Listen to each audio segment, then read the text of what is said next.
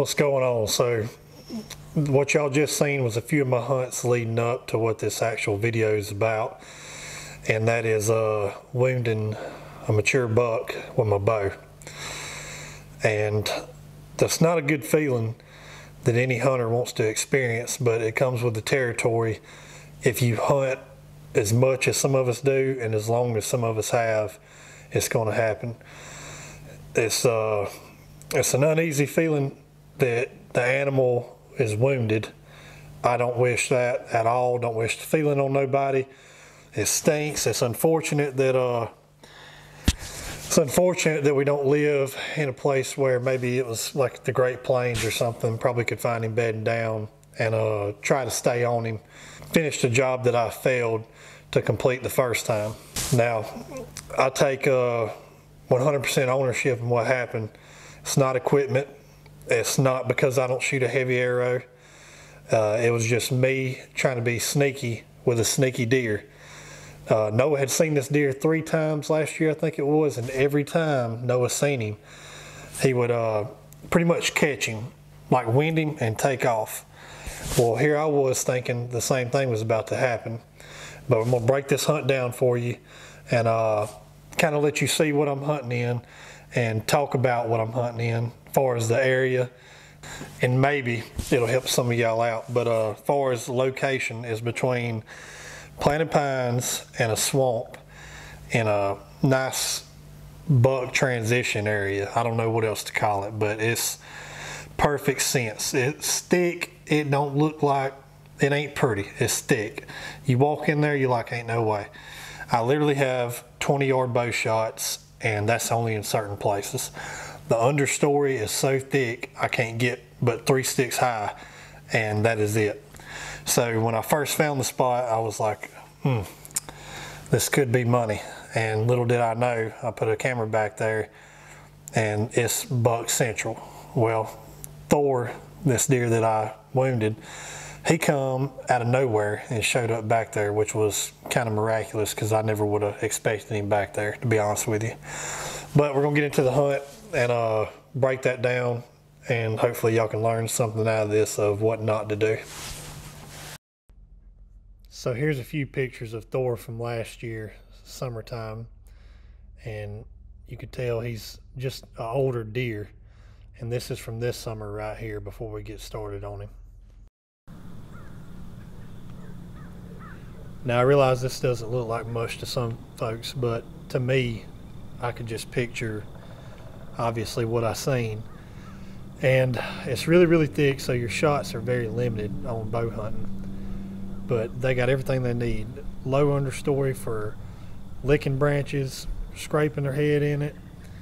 Plenty of the branches they like for where we live, and a few trails in there, which a lot of times the deer don't take the same trails. So you just kind of got to find you a spot, observe, and learn, and you might have to move, such as I had done.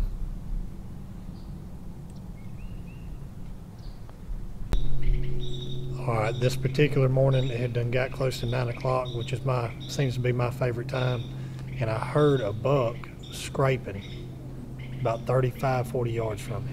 There's a deer making a scrape, but I can't tell which one it is.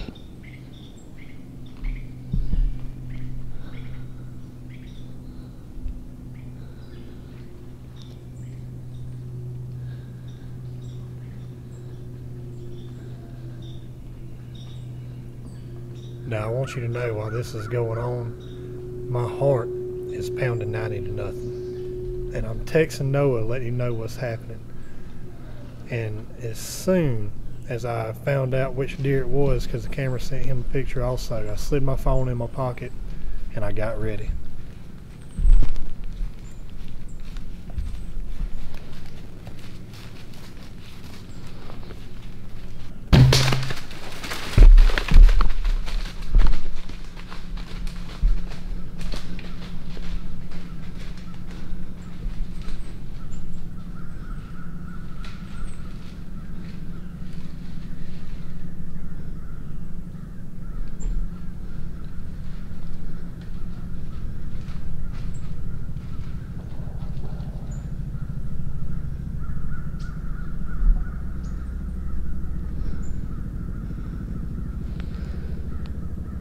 Now, when I initially seen that shot in that speed, I was thinking murked him. I mean, looked like a good drive.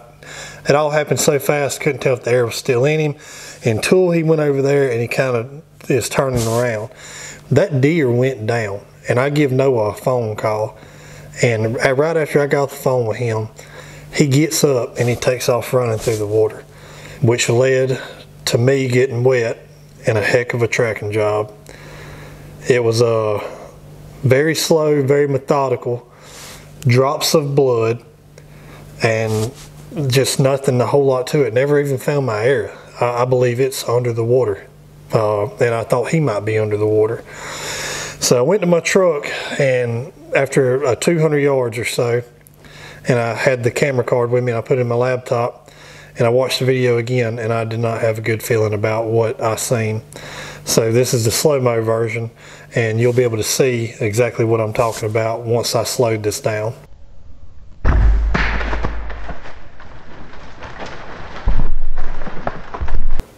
Now, as you can see, that wasn't exactly ideal. What was ideal was I knew he was about to bolt just from how old he is, and he's smart. He stopped. I knew he had done caught my wind. So I was trying to slip it in front of the front shoulder and kind of catch offset and hope for the best. Unfortunately, in slow-mo, you can jog it and see that that was the top shoulder bone I believe I hit. And you can even see him tense up before the air gets there, even at a 13-yard shot, which is miraculous.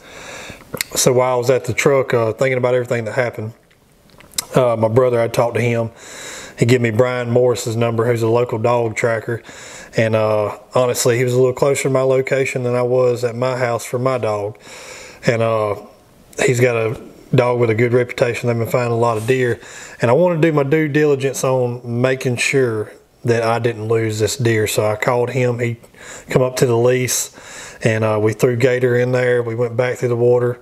Shout out to Brian. Not many people would have done that, walking through chest, neck deep water, holding his 357 above his head so it wouldn't get wet. And all this is not on camera because I didn't want to get my cameras wet. All I had was a cell phone and 30-30 just in case we bayed the deer. However, we come up empty-handed, and it was a really good effort, I feel like. And as ghostly as the deer is, most time they come back in a week, but this deer has been ghost. I think 2 pictures, Noah said, in a month was the recent that we had.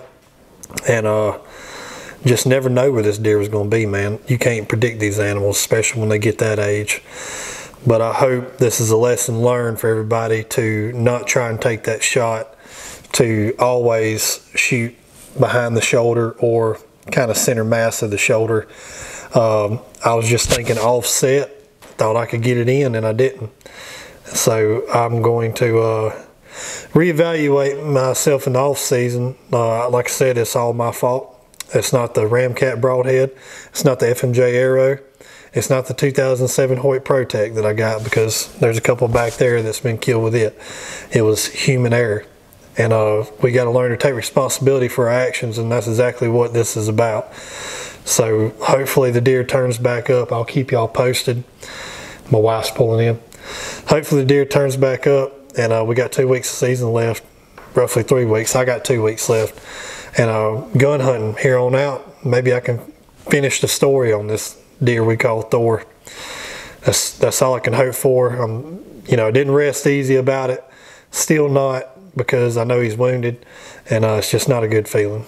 However, hopefully we can close the chapter, and we'll also be looking for him just in case he's laying somewhere, which I highly doubt. But we'll be looking for him while we're hunting also. I'll keep y'all posted. I hope y'all enjoyed this. And it's not an easy thing to admit, but we got to do it. So just know it's not equipment failure. Most of the time it's human error.